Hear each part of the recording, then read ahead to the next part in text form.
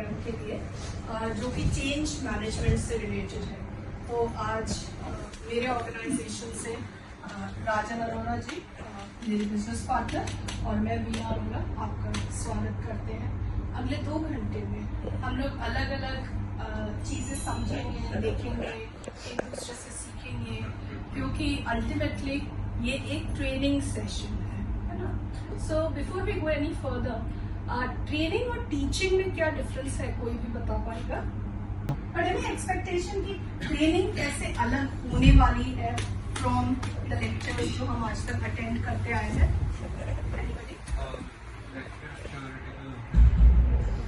Very true. What's your name? Anmol. Can we clap for Anmol, please? In a training program, it is two-way communication. कि मैं भी बोलूंगी, आप समझेंगे, मैं पूछूंगी, आप उत्तर देंगे, आप पूछेंगे, मैं उत्तर दूंगी, और हम अपनी नॉलेज भी साझा करेंगे। तो जो विषय है आज का, change management and growth mindset.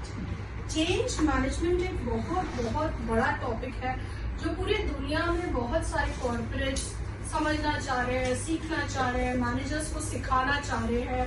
क्योंकि आपने शायद सुना होगा, एक बहुत ही फेमस लाइन है, change is the only thing which is long term. कुछ भी चीज हो लाइफ में, वो चेंज होती रहती है, एक्सेप्ट ऑफ कोर्स जो यूनिवर्सल ट्रूथ है कि ईस्ट में सनराइज करता है।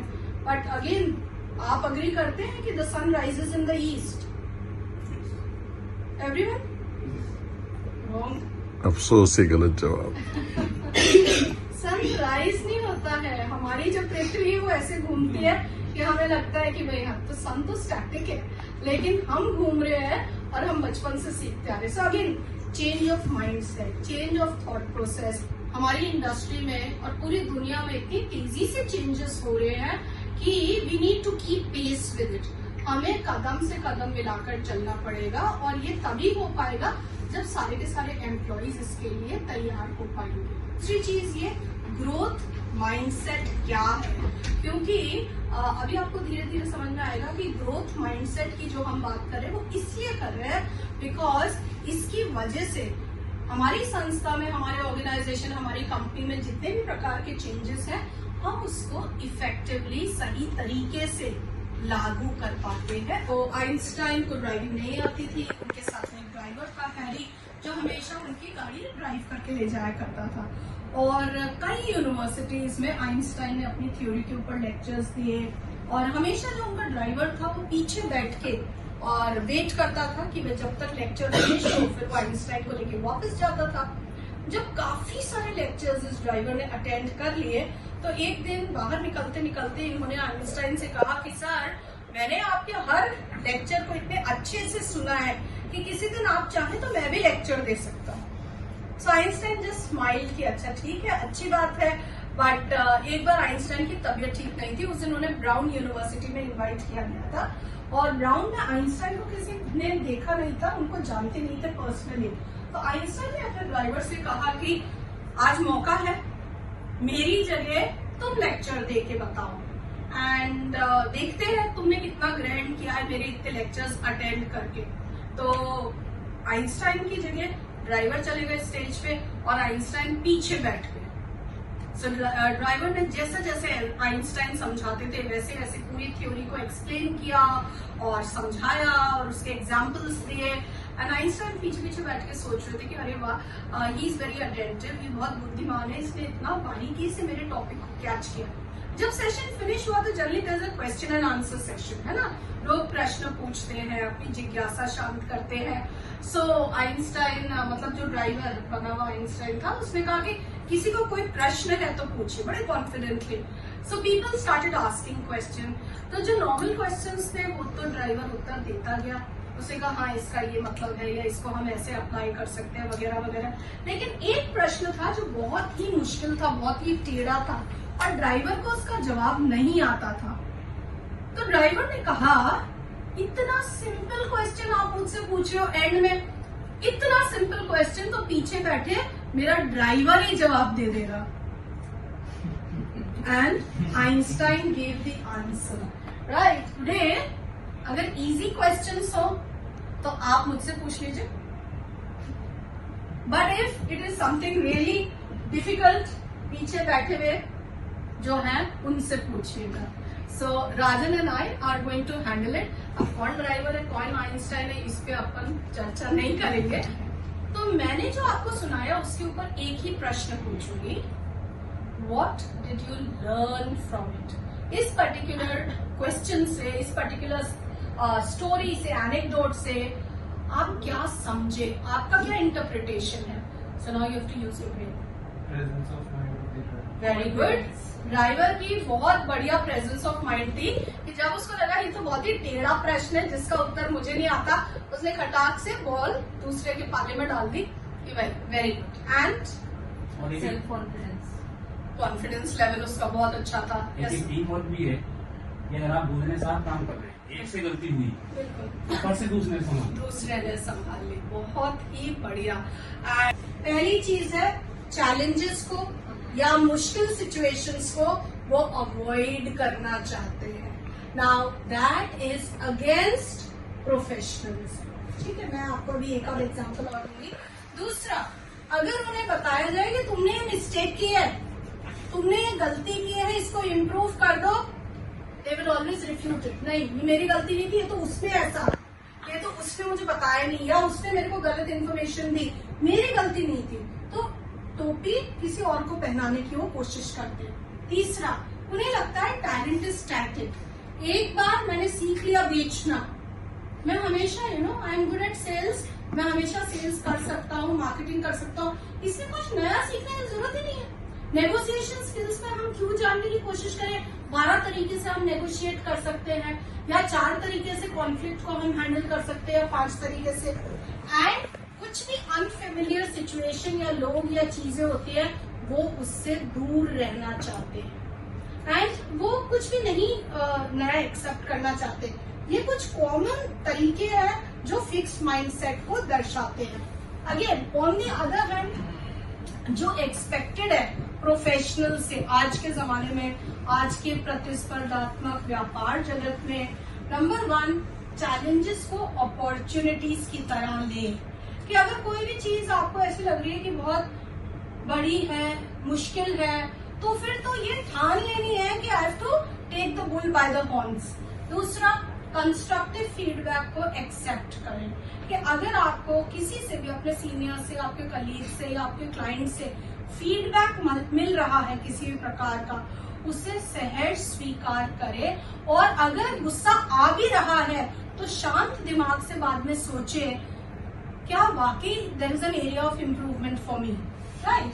तीसरी चीज, फेलियर्स अगर ये व्यक्ति फेस करता भी है ग्रोथ माइंडसेट वाला, तो उस फेलियर में से नुकसान होने के बाद भी वो कुछ गांठ बांध के निकलता है कि आगे से मुझे ऐसा करना है या नहीं करना है.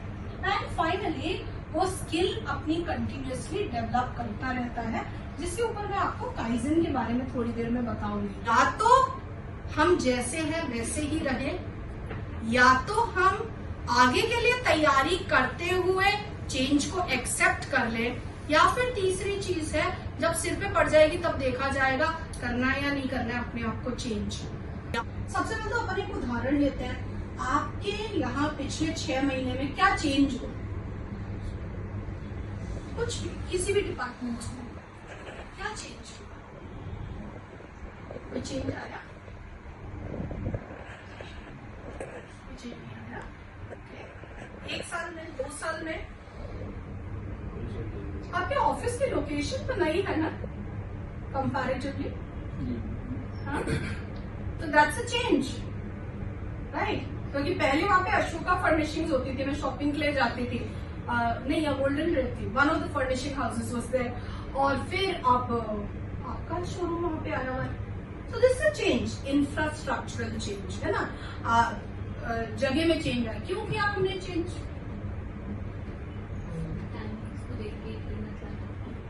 पहले जो चीजें नहीं थी वो आप उनको डेवलप करेंगे. बिल्कुल, है ना. एंड दूसरी चीज, क्या सब लोगों को ये चेंज अच्छा लगा या किसी ने कहा कि नहीं क्या नई जगह क्यों आ गए? क्योंकि वो चेंज बेहतर जगह के लिए था, बेहतर एनवायरमेंट था, so everyone liked it. But कभी कभी क्या होता है, जब हमें किसी चेंज के लिए मेहनत करनी पड़ती है। So we have fear of the unknown.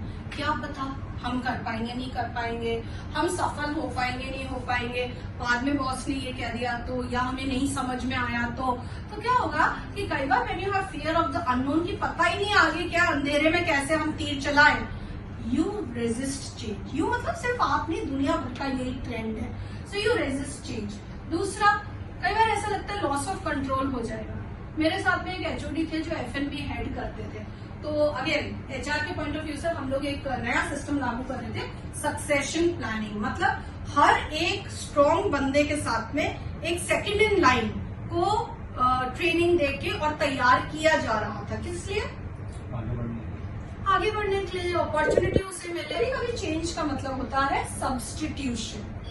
चलिए एक प्रश्न पूछती हूँ। मेरे सेशन में क्या आपको पूरे टाइम अपना दिमाग यूज करना पड़ेगा, मैं तो थोड़ा सा दूंगी ही।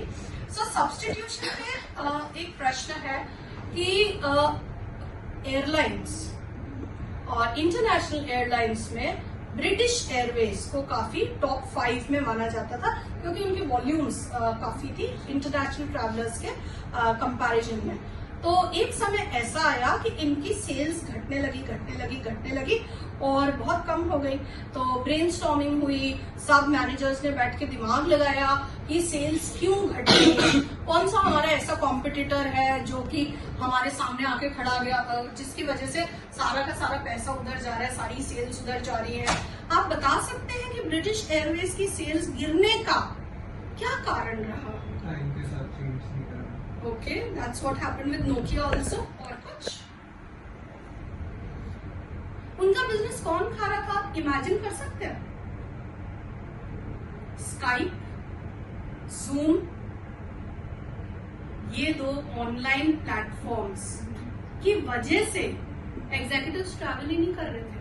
क्योंकि क्या हो रहा था, अगर लैपटॉप पे बैठ के एक देश से दूसरी जगह, एक जगह से दूसरी जगह के लोग मीटिंग कर पा रहे थे, क्योंकि उस समय स्काइप का इजाद हुआ था, बाद में जूम आया, तो people found it much more cost effective. और उन्हें लगा हम क्यों इतना पैसा वेस्ट करके या क्यों इतना खर्चा करके एक कंट्री से दूसरी कंट्री या एक जगह से दूसरी जगह जाए। And the reduced ticket sale was explained. जो कंपनी में से होते हैं चेंज वगैरह बहुत अच्छी लगी मुझे, सीखने को मिला। चेंज होना चाहिए और ग्रोथ बढ़ती है, ग्रोथ के बारे में आपको समझाया, जैसे ग्रोथ भी होनी चाहिए कंपनी में। और कंपनी आगे कैसे बढ़े, जब तक अपन को चेंज नहीं करेंगे तब तक कंपनी आगे नहीं बढ़ सकती। बिल्कुल चेंज होना बहुत जरूरी। ठहरा हुआ पानी आगे बढ़ना चाहिए। हाँ, ठहरा हुआ पानी वरना सड़ जाता है। और हम नहीं चाहते कि कंपनी या हम एक जगह ठहर जाए। Very good. क्या नाम है आपका? राज। मैं आपसे पूछना भी चाह रहा था और मैं ये देख रहा था कि आप बोले, मैं लास्ट में पूछूंगा। चेंजेस हमेशा होनी चाहिए टाइम के हिसाब से, सिचुएशन के हिसाब से, तभी आदमी आगे बढ़ पाएगा, तभी कंपनी ऑर्गेनाइजेशन जो भी चीजें आगे बढ़ पाएगी।